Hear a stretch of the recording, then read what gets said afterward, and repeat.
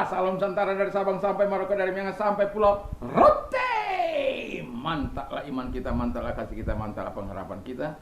Tentunya dalam Yesus Kristus yang menjadi Tuhan dan Juru Selamat kita dan Juru Selamat dunia. Jangan katakan bahwa Yesus bukan Tuhan, jangan katakan pula bahwa Yesus bukan Juru Selamat. Dia adalah Tuhan, Dia adalah Juru Selamat. Kalau engkau percaya, engkau akan diselamatkan. Engkau tidak percaya, engkau akan dihukum. Yohanes 3:36 dan Yohanes 14 ayat yang ke-16 berkata, Akulah jalan dan kebenaran dan hidup. Tiada seorang sampai kepada Allah kalau tidak melalui aku. Dan juga Rasul Petrus mengatakan dalam Kisah Rasul 4 ayat 12, dan keselamatan tidak ada dalam siapapun juga selain dalam Dia Yesus. Karena di bawah kolong langit ini tidak nama lain yang diberikan kepada manusia yang olehnya kita diselamatkan. Dan Alkitab mengatakan karena begitu besar kasih Allah akan dunia ini sehingga Ia mengaruniakan anaknya yang tunggal supaya setiap orang yang percaya kepada Dia Yesus tidak binasa, melainkan beroleh hidup yang kekal. Mantap! Yohanes 3 ayat 36. Dan Rasul Paulus mengatakan dengan hati percaya engkau dibenarkan, dengan mulut mengaku engkau diselamatkan. Puji nama Tuhan. Kiranya Tuhan menolong kita untuk memilih yang terbaik dalam hidup ini. Dan doa dan harapan saya, kekuatan Tuhan, kekuatan firman, kekuatan Roh Kudus akan senantiasa menyertai kita sehingga kita tetap bisa melakukan apa yang berkenan di hadapan Tuhan di pagi hari ini. Selamat pagi bagi kita semuanya. Sebelumnya mari kita berdoa. Terima kasih Tuhan, kami tetap yakin dan kami tetap percaya Engkau bersama dengan kami. Engkau menolong kami untuk melakukan yang terbaik dalam hidup ini. Dalam nama Yesus, sehingga apa yang tidak tergoncangkan itu akan kami terima, kami taruh dalam hati kami. Dalam nama Yesus, haleluya. Amin. Puji nama Tuhan, saya akan membaca Ibrani 12 ayat yang ke-28 sampai 27 sampai 28, 29.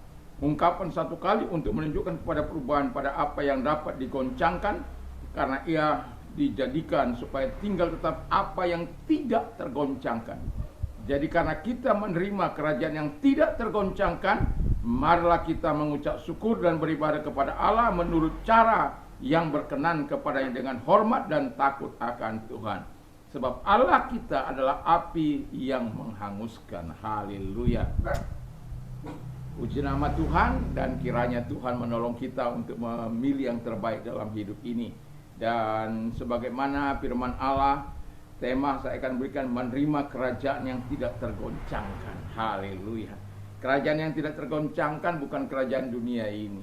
Kerajaan dunia ini akan digoncangkan. Uni Soviet yang pernah kuat, pernah menjadi negara adikuasa pun bisa terpecah-pecah. Dan Libya yang begitu terkenal kuat pun bisa hancur. Oleh karena apa? Tidak ada kerajaan atau republik atau negara yang akan menjadi kuat begitu luar biasa. Tetapi saya mau katakan kepada kita, Alkitab mengatakan supaya kita menerima kerajaan yang tidak tergoncangkan itu. Haleluya. Kerajaan yang tidak tergoncangkan itu diberikan Yesus kepada orang-orang yang percaya, karena itu sebabnya Alkitab katakan karena kita sudah menerima yang baik dari Tuhan, menerima yang luar biasa dari Tuhan, sudah seharusnya kita sebagaimana firman Allah katakan, ya, marilah kita mengucap syukur. Ya, jadi karena sudah menerima kerajaan atau kebaikan Tuhan yang diberikan kepada kita, sudah layaklah kita mengucap syukur. Mengucap syukur itu adalah tanda seseorang tahu berterima kasih kepada Allah, di mana dia menyambut segala kebaikan Allah dengan hati yang tulus dan dikembalikan pula kepada Allah dengan pujian, penghormatan, keagungan kepada Allah yang dahsyat dan luar biasa itu. Haleluya.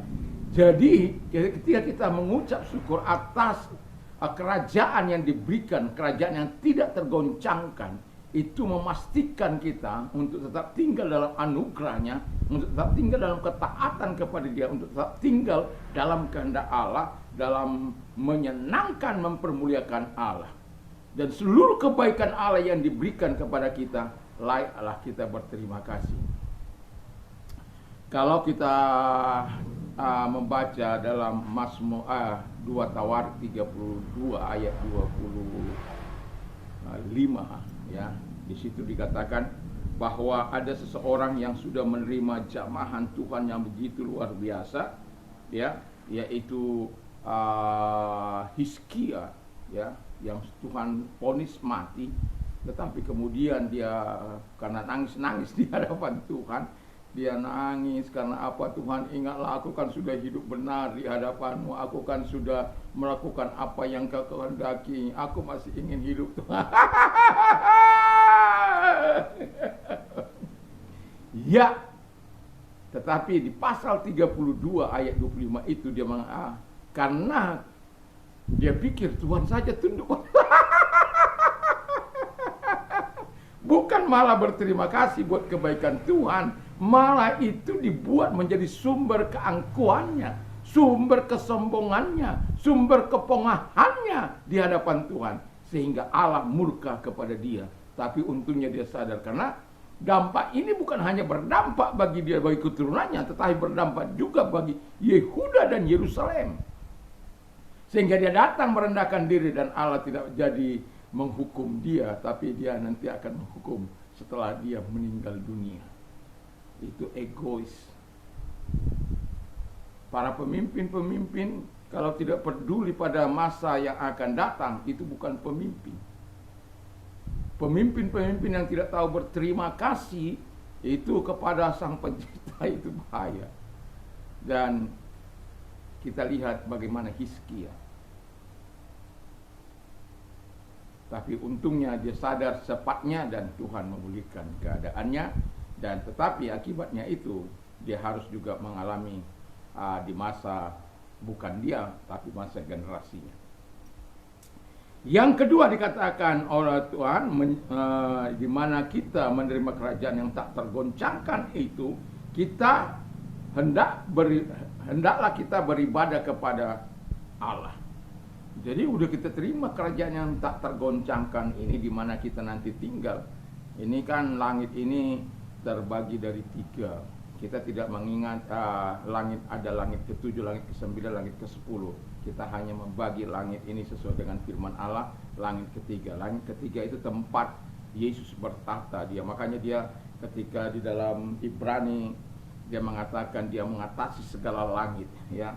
Lalu kita punya planet-planet, lalu kemudian kita punya bumi ini. Itu di mana atmosfer di bumi ini kadangkala dikuasai oleh setan, dan bumi dikatakan dikuasai oleh setan. Jadi ada 3 tingkat.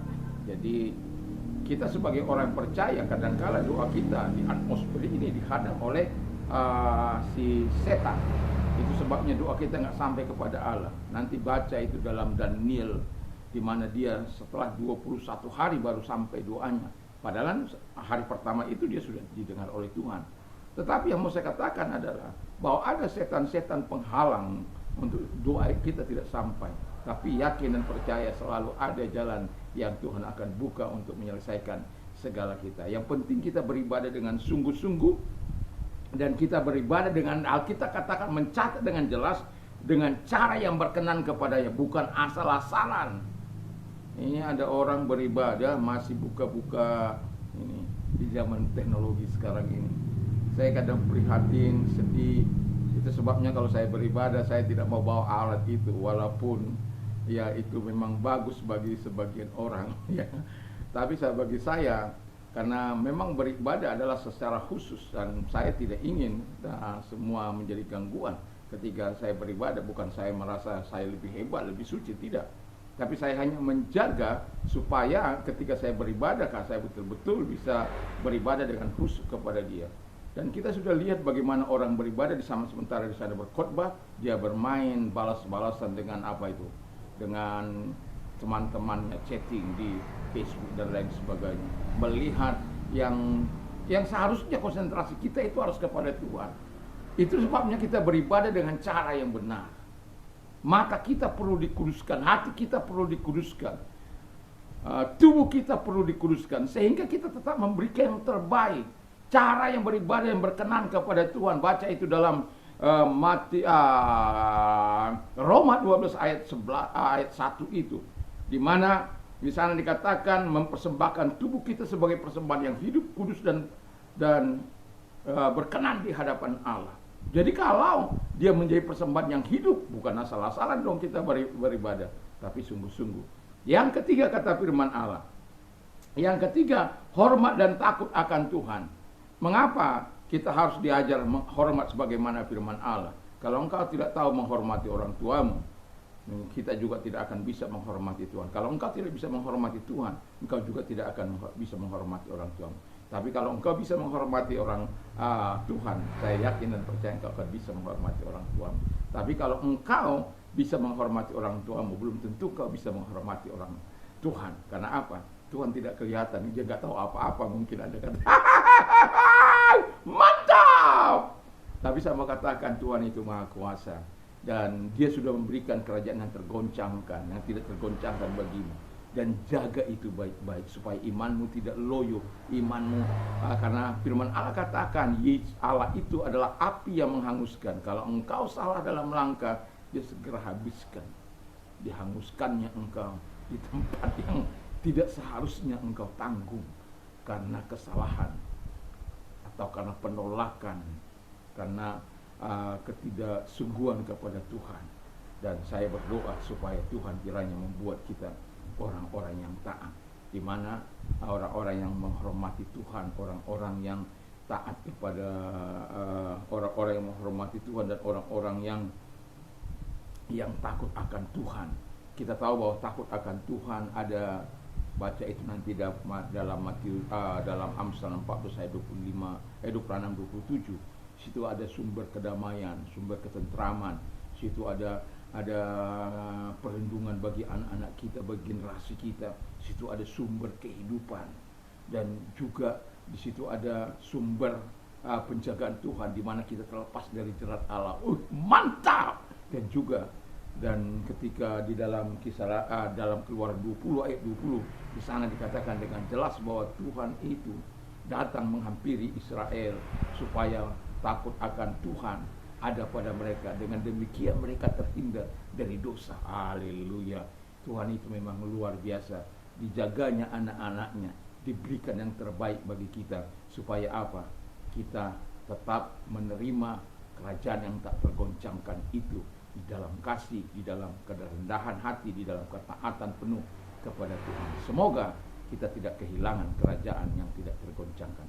Terima, simpan, dan jaga, dan hiduplah sesuai dengan kehendak Allah. Mari kita berdoa. Terima kasih Tuhan, di pagi ini kami sudah menerima firman-Mu, dan biarkan firman-Mu menolong kami untuk kami tetap hidup taat, menghormati Engkau, dan menerima, menjaga kerajaan yang tak tergoncangkan itu. Terima kasih, kami bersyukur dalam nama Yesus. Segala sakit penyakit yang mereka derita, kalau engkau orang yang mau didoakan, mari angkat kedua belah tanganmu, percaya. Kami sungguh bersyukur, kami berterima kasih kepada Bapa di surga. Di dalam nama Yesus Kristus, segala pekerjaan si jahat dihancurkan, pekerjaan setan dihancurkan. Terima kasih Bapa di surga. Kami sungguh bersyukur, kami berterima kasih kepadamu. Dan engkau menyembuhkan segala sakit penyakit yang mereka derita. Dan engkau menyembuhkan, dan mereka-mereka yang menghadapi permasalahan hidup, di dalam nama Tuhan Yesus Kristus kami berdoa. Engkau Allah yang mengatakan, marilah kepadaku hai kamu yang letih sudah berat, aku akan memberikan kelegaan bagimu. Tolong mereka, karena firman berkata, engkaulah yang memberikan jalan keluar pertolongan. Kami mengingat bagaimana ketika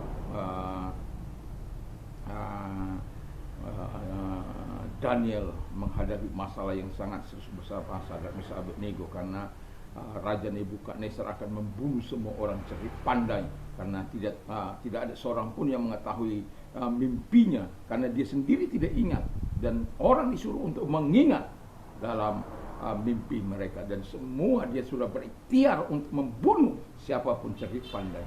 Dan pada waktu itu datanglah dia kepada Aryo, apa yang terjadi dan diceritakan, dan kemudian dia menghadap raja, diminta waktu untuk itu, dan mereka berdoa, dan Tuhan menyatakan penglihatan dan pertolongan kepada mereka, sehingga mereka khususnya Daniel bisa melihat apa yang dialami oleh oleh Raja Nebukadnezar, dan kemudian dia menceritakan semuanya. Dan apapun dalam kehidupan kita, apa yang tidak mungkin menjadi mungkin, seperti kasus ini. Dan itu sangat luar biasa. Sementara orang yang bermimpi saja tidak ingat lagi mimpinya, tetapi dia harus ingatkan karena dia hatinya digoncang, hatinya tidak tenang. Dan pada akhirnya melalui, saya yakin dan percaya itu maksud Tuhan yang begitu luar biasa agar nama Tuhan Allah dipermuliakan dalam hidup mereka. Dalam nama Yesus Kristus kami berdoa, haleluya, amin. Mantap, mantap, mantap. Selamat pagi.